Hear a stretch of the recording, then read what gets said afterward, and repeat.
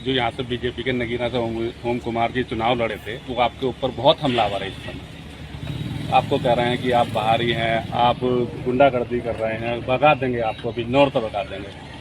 क्या कहना चाहते हो?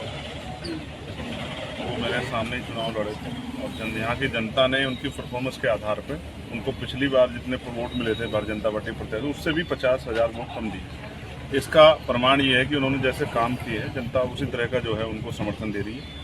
और जिस तरह की भाषा का उपयोग कर रहे हैं कि भाई मैं काम नहीं करूंगा, जिसने वोट दिया उसे काम करूँ, लोकतंत्र में इस भाषा को पसंद किया ही नहीं गया। हम तो कह रहे हैं कि जो भारतीय जनता पार्टी कार्यकर्ता भी, अगर उनकी भी कोई समस्या होगी, वो हमारे पास आए।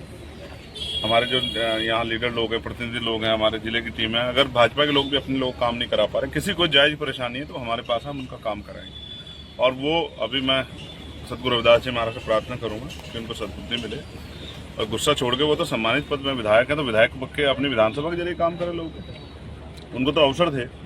लेकिन मैं फिर समझता हूँ, ठीक है, उनके लिए मैं मंगल कामनाएं करता हूँ, लेकिन मुझे यहाँ की 16.5 लाख जो हमारे यहाँ की जनता है, उस महान जनता की चिंता है।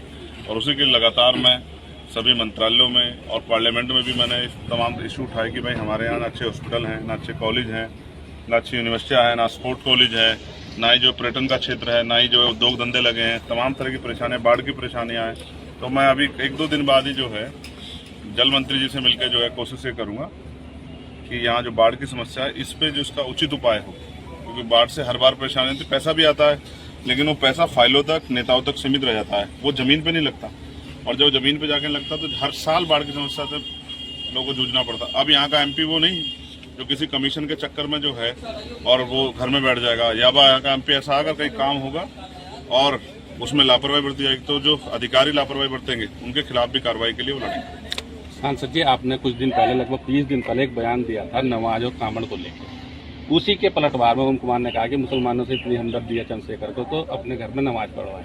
इसमें क्या कहेंगे आप? पढ़वा लेंगे। उनका दिल छोटा है, हमारा दिल छोटा थोड़ा ही है। अगर किसी को भी किसी के धर्म को, इबादत को करने में, पूजा प्रार्थना करने में परेशानी आए और हमारे घर की जरूरत पड़े, तो अपने आप को खुशनसीब मानेंगे अगर वो हमारे यहाँ के पढ़ना चाहे या अपनी पूजा पाठ करना चाहे। लेकिन मैं फिर आपसे कह रहा हूँ, भारतीय जनता पार्टी की नीति है, वो हमेशा से कमजोर वर्गों के खिलाफ रहे, स्पेशली मुसलमानों के, दलितों के, पिछड़ों के खिलाफ रहे। इसी पॉलिसी ने जो है इस बार उनको सबक सिखाया। आगे जितना बुरा बोलेंगे, उनका दिल छोटा है, हमारा दिल छोटा थोड़ा ही है। अगर किसी को भी किसी के धर्म को, इबादत को करने में, पूजा प्रार्थना करने में परेशानी आए और हमारे घर की जरूरत पड़े, तो अपने आप को खुशनसीब मानेंगे अगर वो हमारे यहाँ के पढ़ना चाहे या अपनी पूजा पाठ करना चाहे। लेकिन मैं फिर आपसे कह रहा हूँ, भारतीय जनता पार्टी की नीति है, वो हमेशा से कमजोर वर्गों के खिलाफ रहे, स्पेशली मुसलमानों के, दलितों के, पिछड़ों के खिलाफ रहे। इसी पॉलिसी ने जो है इस बार उनको सबक सिखाया।